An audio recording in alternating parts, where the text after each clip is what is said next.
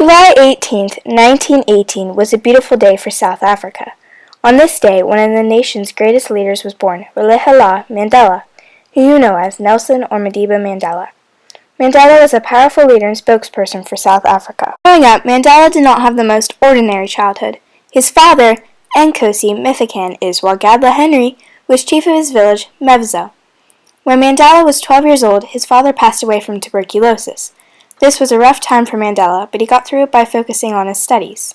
He attended primary school in Kunu, where his school teacher gave him the name Nelson, in accordance with the custom of giving all school children Christian names. He completed his junior certificate at Clarkbury Boarding Institute and went on to Hilltown, a secondary school. Mandela began his studies for a Bachelor of Arts degree at the University College of Fort Hare, but did not complete the degree there as he was expelled for joining in a student protest. This occurrence had began Mandela's participants in anti-apartheid. After that, he had went back to his hometown, where the regent was furious with him and stated that if he had not returned back to Fort Hare, he would arrange wives for him and his cousin, Justice.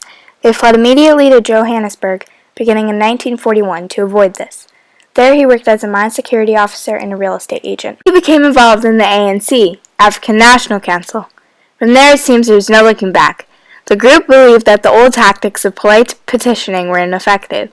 In 1949, they officially adopted the Youth League's method of boycotting.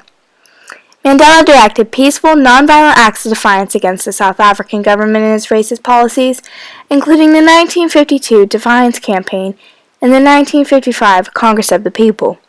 Mandela proceeded to open a law firm after 20 years, Mandela and Tambo, partnering with Oliver Tambo. As soon as he had met at Fort Hare, the law firm provided free and low-cost legal counsel to underrepresented blacks. In 1956, Mandela and 150 others were arrested for treason and political advocacy. 5 years went by, and in 1961, Mandela, who was formerly committed to nonviolent protest, began to believe that armed struggle was the only way to achieve change. Mandela then co-founded Umkhonto we Sizwe, also known as MK, which was an armed offshoot of the ANC, which was committed to war tactics and sabotage to end apartheid. In 1961, Mandela orchestrated a 3-day national workers' strike. He was arrested for leading the strike the following year and was sentenced to 5 years in prison. In 1963, Mandela was brought to trial again. This time, he and 10 other ANC leaders were sentenced to life imprisonment for political offenses, including sabotage. Mandela was kept on Robben Island for 18 out of his 27 years. During this time, he grew sick with tuberculosis, and as a black political leader, he was treated with the lowest treatment possible. Although he was incarcerated and sick, he was able to earn a Bachelor of Law degree through a University of London correspondence program. Prison days, all Mandela did was work, eat only enough to keep him alive, read and write. These long work days and short time to do what he loved, reading, led him to the most miserable 18 years of his life. A 1981 memoir by Gordon Winter, South African intelligence agent, described a plot by the South African government to arrange for Mandela's escape in order to shoot him during the recapture. The plot was foiled by British excellence. In 1982, Mandela and other ANC leaders were moved to Pollsmoor prison, allegedly to enable contact between them and the South African government. In 1985, President P.W. Botha offered Mandela's release in exchange for renouncing armed struggle. The prisoner declined the offer. With increasing local and international pressure for Mandela's release, the government participated in several talks with Mandela over his imprisonment years, but no deals were made. It wasn't until Botha, South Africa's leader, suffered a stroke and was replaced by Frederick Willem de Klerk that Mandela's release was finally announced on February 11, 1990. De Klerk also banned the ANC, removed restrictions on political groups, and suspended executions. Once Mandela was released from prison, he immediately stated he would not reduce the ANC's pressure on the South African government for constitutional reform. While he stated that he was committed to working toward peace, he declared that the ANC's armed struggle would continue until the black majority received the right to vote, which happened before Mandela's election. In 1991, Mandela was elected president of the African National Congress, with lifelong friend and law firm colleague Oliver Tambo serving as national chairperson. Mandela continued to negotiate with President F.W. de Klerk toward the country's first multiracial elections. White South Africans were willing to share power, but many black South Africans wanted complete transfer of power. The negotiations were often strained, and news of violent occurrences, including the assassination of ANC leader Chris Hani, continued through the country. Mandela had to keep a balance of political pressure and intense negotiations between the demonstrations and armed resistance.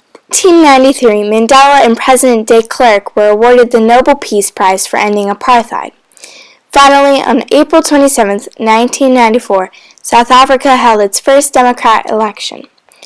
Nelson Mandela was voted as the country's first black president on May 10, 1994, at the age of 77. Also in 1994, Mandela published an autobiography, Long Walk to Freedom. He had written most of it secretly in prison. The following year, he was awarded the Order of Merit. From 1994 until June 1999, Mandela worked to bring about the transition from minority rule in apartheid to black majority rule. Mandela also worked to protect South Africa's economy from collapse during his presidency. Through his Reconstruction and Development Plan, the South African government funded the creation of jobs, housing, and basic health care. In 1996, Mandela signed into law a new constitution for the nation, establishing a strong central government based on majority rule, and guaranteeing both the rights of minorities and the freedom of expression. In 1999 general election, Nelson Mandela had retired from active politics. Although he continued very busy and hard working creating schools, clinics, and being the social butterfly, he also published a number of books on his life and struggles, among them No Easy Walk to Freedom, Nelson Mandela, The Struggles of My Life, and Nelson Mandela's favorite African folk tales. Mandela was diagnosed and treated for prostate cancer in 2001.